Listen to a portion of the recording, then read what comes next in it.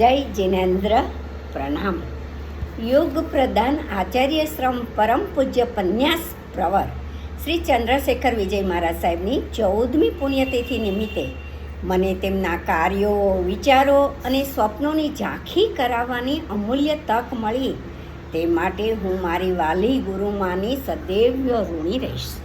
પરમ પૂજ્ય પંડિત શ્રી ચંદ્રશેખર વિજયજી મહારાજ સાહેબ આજના યુગના જૈન ધર્મના આશાસ્પદ દીપક હતા.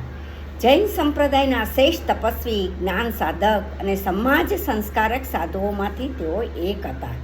તેઓએ પોતાનું સમગ્ર જીવન ધર્મ પ્રચાર, શિક્ષણ પ્રચાર અને રાષ્ટ્ર સેવામાં સમર્પિત કર્યો હતો. તેઓ સાહિત્ય અને તત્વજ્ઞાનમાં નિપુણ હતા. જૂની ઋષિ પરંપરાના મૂલ્યોને આધુનિક યુગમાં તેમણે જીવંત રાખ્યા છે.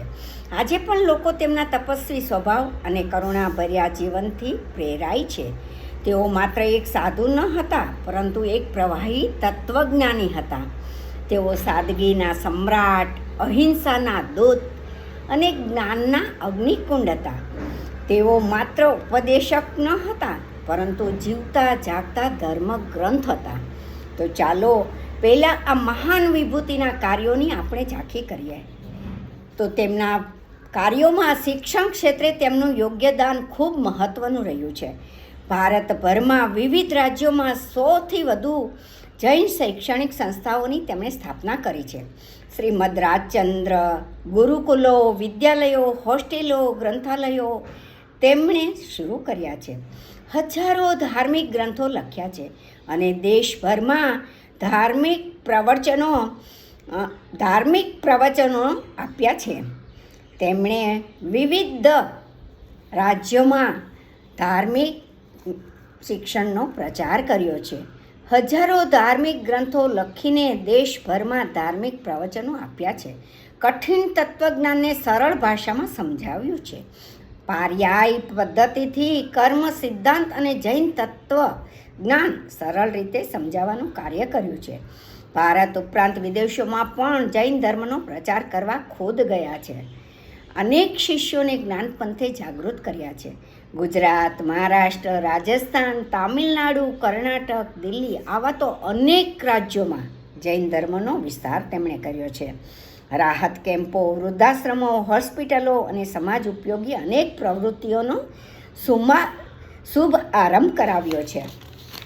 આ ગુરુદેવ તેમના વિચારોની ઝાંખી તો આપણે કરી અને હું મારી જાતને ધન્યતા અનુભવું છું.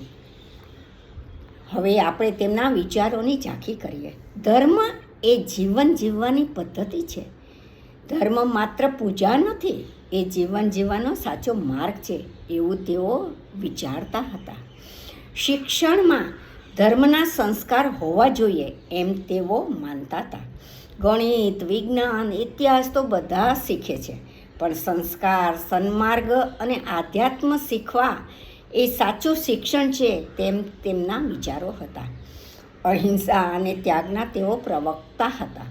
રાષ્ટ્ર પહેલાં, પછી ધર્મ એમ તેઓ માનતા હતા. દેશ પ્રેમ અને ધર્મ પ્રેમનું અદ્ભુતપૂર્વ સમન્વય તેમના વિચારોમાં હતો. માતા અને માતૃભૂમિ બંને પવિત્ર છે તેમ તેઓ માનતા હતા. શિક્ષણ ક્ષેત્રે તેમના વિચારો અદ્ભુત હતા. અહિંસા અને ત્યાગના તેઓ પ્રવક્તા હતા. આજના યુગમાં તણાવભર્યા જીવનમાં આધ્યાત્મિક શાંતિ મેળવવા માટે તેમનો એક જ મંત્ર હતો, અને તે શું છે જાણો છો? Simple living and high thinking. તો ચાલો આપણે તેમના વિચારો તો જોયા. હવે આ મહાન વિભૂતિના સ્વપ્નો શું હતા તેની ઝાંખી કરીએ. તેમનું મુખ્ય સ્વપ્ન સ્મરણ સંસ્કૃતિનો વિશ્વ સ્તરે વિસ્તાર કરવો તે મુખ્ય હતું. સંસ્કાર શાળાઓનું નિર્માણ કરવાનું હતું. આજના યુવાનોને તપસ્વી, જ્ઞાન સાધક બનાવવાનું હતું. યુવા મનોવિજ્ઞાન અને આત્મજ્ઞાનના મિશન દ્વારા સમાજમાં જાગૃતિ લાવવાનું હતું. જૈન ધર્મના મૂળ તત્વોને જીવંત રાખવાનું હતું. સાંપ્રદાયિક એકતા એ પણ એક તેમના જીવનનું મુખ્ય સ્વપ્ન હતું. અહિંસા, સત્ય અને અપરિગ્રહ જેવા મૂળ મંત્રને યુવા પેઢીના જીવનમાં ઉતારવાનું હતું.